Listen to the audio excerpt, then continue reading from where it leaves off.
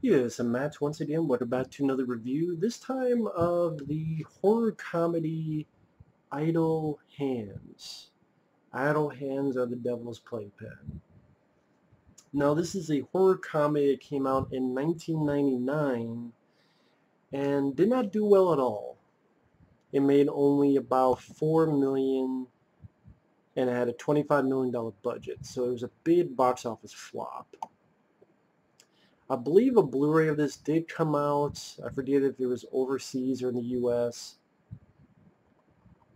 But this is a fun, goofy, silly comedy that the idea behind the film and the cast are what make it work the most.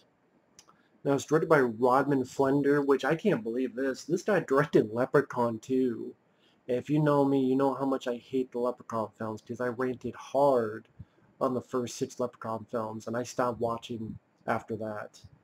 The Leprechaun films after that, I stopped. I didn't care because 6 were enough, and I hate the Leprechaun films to death, including part 2. I'm like, wow, this guy actually made a decent movie with this. And then the guy actually went on to do documentaries. For example, if you remember Conan O'Brien, when that whole NBC thing happened, afterward he did this tour, and then there was this documentary called Conan O'Brien Can't Stop. The actual title was that the, yeah, just Conan O'Brien Can't Stop. It was directed by the same guy who did this, so interesting. And I remember not minding that one either. But the flick stars this lazy stoner guy, Anton, played by Devon Sawa, which I liked him as an actor. I thought he was really good in Final Destination. He does a really nice job in this one too. Sadly, after that, it seemed like his career kind of went in a... Actually, I don't know what he did after films like these. I know it's sad to say he's in Escape Plan 3 as the main villain against Stallone, which I say sad to say because I'm sure that film is a piece of shit just like the first two were. But he does a good job here as Anton, and he has his buddies Seth Green and Elden Henson. And yes, Seth Green is around the time of Can't Hardly Wait, and he had been on that Buffy the Vampire Slayer TV show. And this is before he would go on to start Robot Chicken and other avenues. And when I said the film is like a silly, goofy premise, pretty much our lead character's parents, including Fred Willard, they get killed. The next day, Anton wakes up. He doesn't know what's going on. Weird stuff's going on. Finds his parents dead and realizes that his hand is possessed. Because he's so lazy, especially with that hand, evil possessed it. You have Vivica A as this high priestess that wants to find him and kill him. The hand kills his buddies, and his buddies come back as zombies. Kind of like American Werewolf in London, but I thought it was handled much better here than it was in the Tom Cruise Mummy movie. He trying to go out with this girl played by Jessica Alba. Yes, the Jessica Alba, who would be in Fantastic Four and other movies. She was in this before those. And what makes the film work is I get the crazy idea of his right hand being possessed. And Devon Sawa did a really good job physical-wise. Made it seem like the thing had a hand of its own.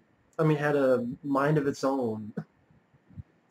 It does seem as if someone said, you know what, that scene in Evil Dead 2, why don't we turn that scene in Evil Dead 2 into an entire movie? And the movie went at a fast enough pace. I thought the humor worked fairly well. I liked some of the dialogue exchanges. Don't you watch the news? Oh, I hate that fucking show. Has some nice little bits of gore, like a cat eating an eyeball off the floor. And some dialogue exchanges. What the fuck you doing, man? That's my dad. His CPR, man. I saw on Baywatch. Uh, some of the better gore scenes would be the aftermath of Seth Green. He has a bottle in his head, and then the other guy gets his head cut off by a saw that's thrown. Again, the physical performance of Devon, of this hand controlling him and doing all this stuff, I would say that's the best part of the movie. It really showcases. Again, that's not an easy thing to do, to make it seem like this thing is just a mind of its own and you know, propelling you over, and you're trying to fight it, and you know, it's just doing whatever. You're thinking one thing, but the hand's thinking another. Like there's a part where it hits the doorbell without him, and then it propels him off the banister where Jessica Alba's house is at.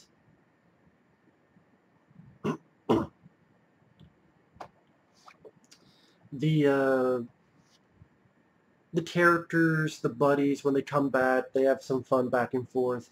Yeah, there was this tunnel with a white light at the end of it, and it was really far. So because they didn't go through the tunnel, that's why they're zombies.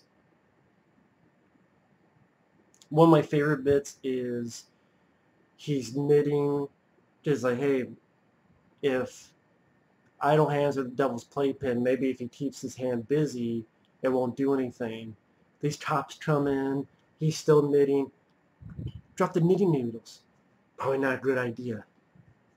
Come on, drop it. Cuff me. Cuff me, cuff me, cuff me. Whoa. And really nice effect of jamming his knitting needle in one ear and out the other. And like one guy gets a taser to the face. There's a Leatherface reference.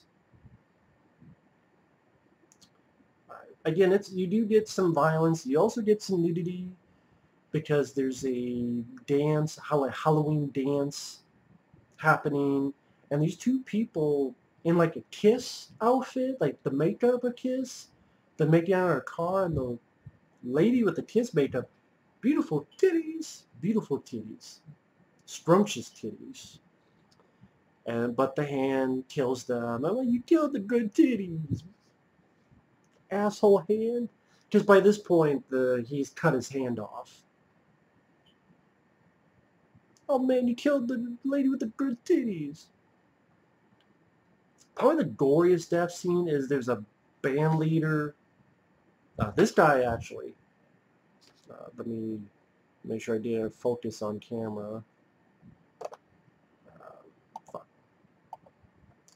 This guy actually, right here. He gets his scalp ripped off by the thing. I thought that was a really cool, nasty practical effect. And yeah, the humor worked well for me. It did make me chuckle from time to time. Like when the hand hid at a hand puppet, and Devon Sawa tries to fight it and grab it. I know there was a different ending, which is on the DVD. I thought the ending they have here is much better. The alternate ending had this big portal, which didn't look that great. Here, though, I thought it was a bit more clever and funnier because the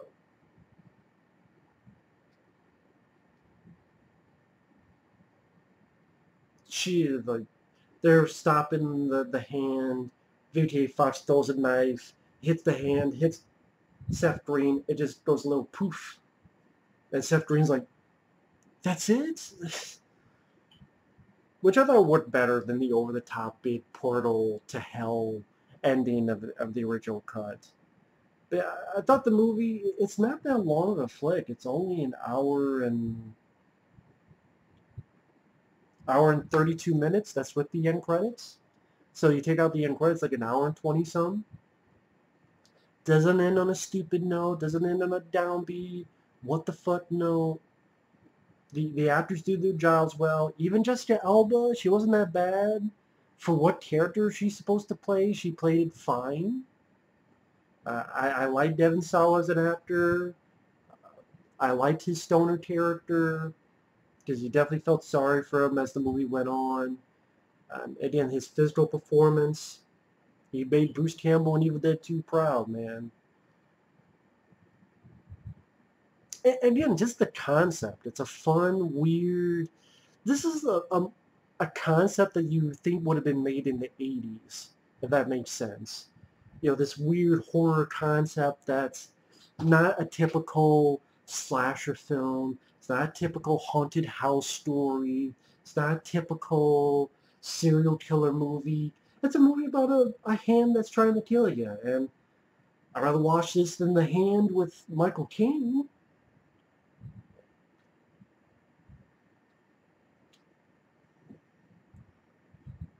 Although the best one for that is still Body Parts with Jeff Fahey.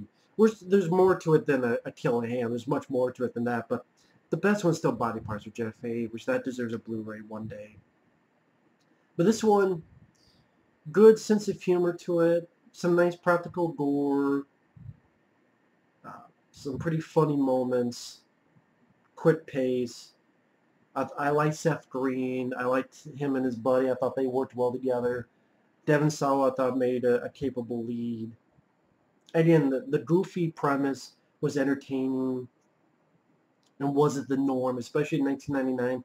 Maybe that's why it flopped, because, I mean, nowadays, you could have the 50th fucking haunted house movie will still make money. So maybe because it was so different and so outside the norm that people just didn't want to flock to the theaters for it, which is a shame. Because I prefer something a little bit more original like that than just the umpteenth haunted house or exorcism movie. Like nowadays, how many fucking ghost story, possessed doll movies can you have?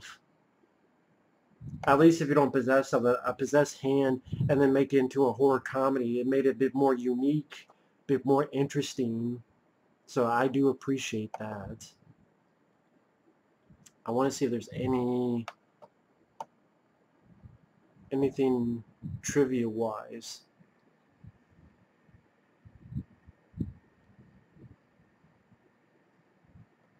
Pretty much just looked into the soundtrack, which was a decent soundtrack. I'll say that.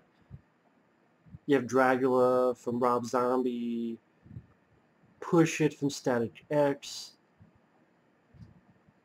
Shout at the Devil, Motley Crue.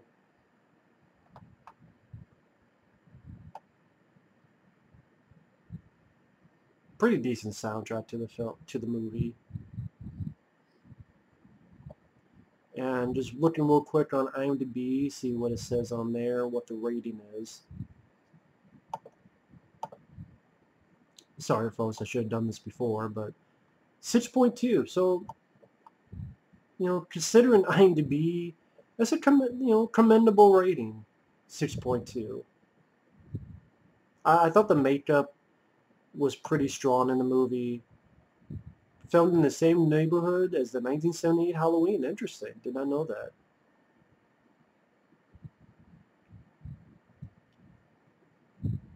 Oh yeah, there's a scene where they're watching the 1978 Dawn of the Dead. That was pretty cool. I just remember that now.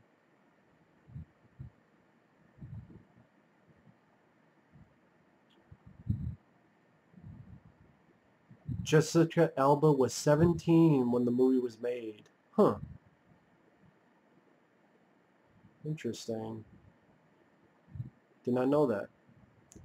And the band performing is Offspring. That's the band performing at the end. I didn't know the name of them, but yeah, the Offspring.